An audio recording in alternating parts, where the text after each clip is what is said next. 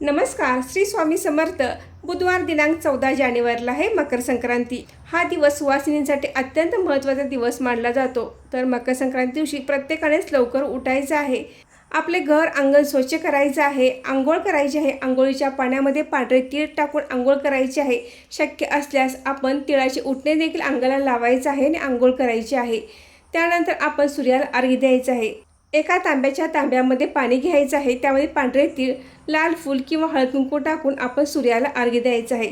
सूर्याला अर्घ्य देत असताना ओम गृहिणी सूर्याय नमः या मंत्राचा जप करायचा आहे. त्याचबरोबर आपण आदित्य हृदय स्तोत्र देखील म्हणायचं आहे किंवा ऐकायचं आहे. सूर्याचे मकर राशी संक्रमण हे दुपारी 3:06 आहे. म्हणजे सूर्य मकर राशीत दुपारी 3:06 प्रवेश करणार आहे.